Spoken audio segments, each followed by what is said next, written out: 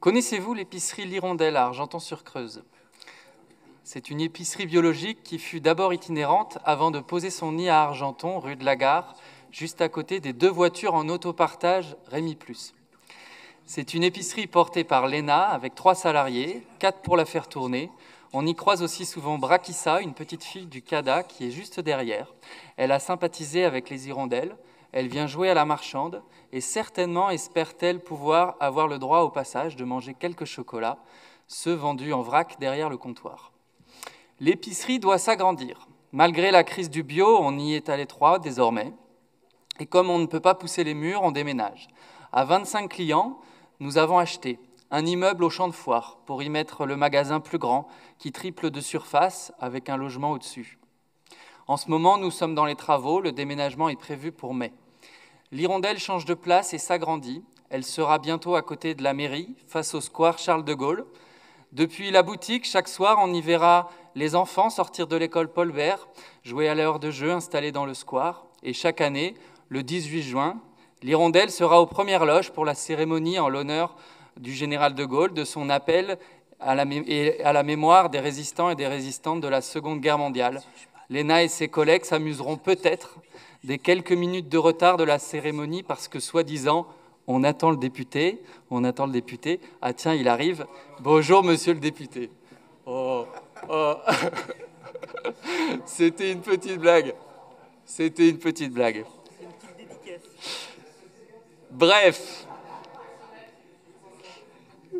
une épicerie au cœur de la vie de la ville, dont le développement actuel est supporté par 25 clients, évidemment, l'énergie folle de Léna, de Claire, de Camille, de Stéphane, et bientôt, je l'espère, au mois de juillet, grâce à la région Centre-Val de Loire et son cap économie de proximité. C'est de cela dont il s'agit, l'économie de proximité, à hauteur de la vie des gens qui habitent ici, ancrée dans un territoire, là où on fait ses courses, là où on va à l'école, là où on enterre nos morts, là où on aimerait bien encore y faire naître nos enfants, là où on travaille, là où l'on sort boire un verre, etc., etc.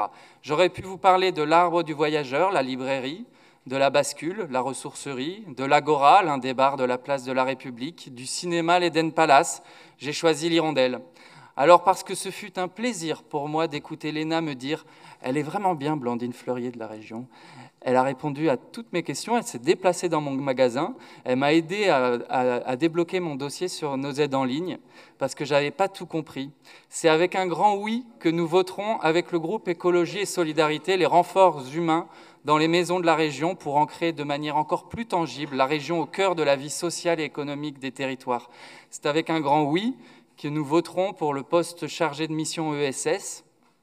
J'en profite, moi, pour vous inviter à venir au lancement le 26 avril prochain, ici même, de la concertation pour l'écriture d'une nouvelle stratégie ESS régionale, aux ateliers qui suivront, en présence de Benoît Hamon, nouveau président de ESS France. Et l'un des fils rouges de la concertation, et je l'espère de la feuille de route que nous voterons en fin d'année, sera l'ancrage de l'économie sociale et solidaire dans les territoires. Tiens. J'en profite aussi pour dire ici que l'Hirondelle a débuté son histoire grâce à l'accompagnement d'une coopérative d'activité et d'emploi et qu'elle avait bénéficié à l'époque également d'une aide financière qui s'appelait encore Idées en campagne et qui est devenue À vos idées.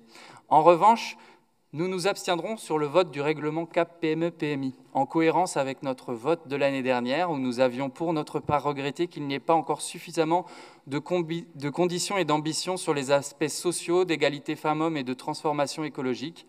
Nous comprenons aujourd'hui la modification de proposer désormais des subventions pour les aides de moins de 20 000 € pour les dites PME-PMI. Quand les dites PME-PMI sont elles aussi ancrées dans l'économie de proximité, qu'elles produisent des biens et des services du quotidien, mais nous estimons qu'il y a trop de flou sur cette notion de proximité dans ce cap.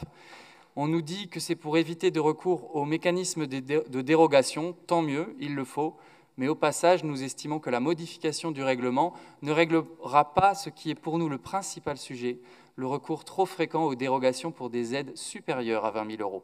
Ce sera donc un vote pour le rapport, à l'exception d'une abstention sur la modification du règlement du CAP PME-PMI. Merci.